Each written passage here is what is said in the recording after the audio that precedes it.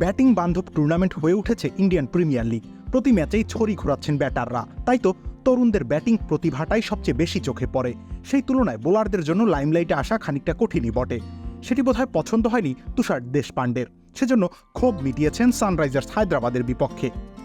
2023 সালের আইপিএলে এই বোলারকে দলে নিয়েছিল চেন্নাই সুপার কিংস। সেবার উইকেট শিকারে নিজের মনশিয়ানা দেখালেও দুহাতে রান খরচ করেছিলেন তিনি, কিন্তু চলতি আসরে তাকে দেখা যাচ্ছে ভিন্ন রূপে।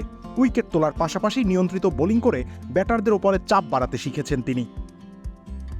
এই তো হায়দ্রাবাদের বিপক্ষে 3 ওভার বোলিং করেছেন এই পেসার, মাত্র 27 রানের বিনিময়ে ঝুলিতে পুড়েছেন 4টি উইকেট। এবারের আইপিএলে প্রতিপক্ষের আতঙ্ক হয়ে ওঠা ট্রাভিস হেড, অভিষেক শর্মাকে তিনি প্যাভিলিয়নে পাঠিয়েছিলেন।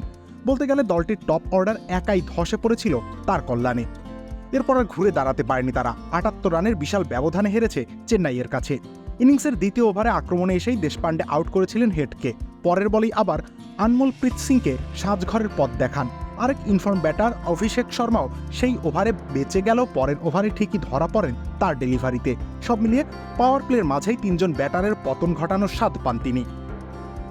এ ম্যাচের আগে অবশ্য নতুন বলে বেহাল দশা ছিল এই তারকার। 14 ওভার হাত ঘুরিয়ে পাওয়ার প্লেতে স্রেফ 1 উইকেট পেয়েছিলেন, অথচ প্যাট কামিন্সদের বিপক্ষে 2 ওভারেই 3 উইকেট পেয়েছেন। অবশ্য তাতেও মন ভরেনি তার। ডেথে বল করতে এসে স্বয়ং অধিনায়ক কামিন্সের উইকেট শিকার করেন তিনি।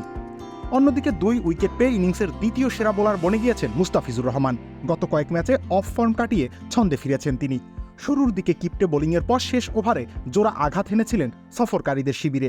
এর মধ্য দিয়ে সর্বোচ্চ উইকেট শিকারীর তালিকায় আবারও উপরের দিকে উঠে আসলেন এই টাইগার তারকা। রবিউল ইসলাম রানী, খেলা 71।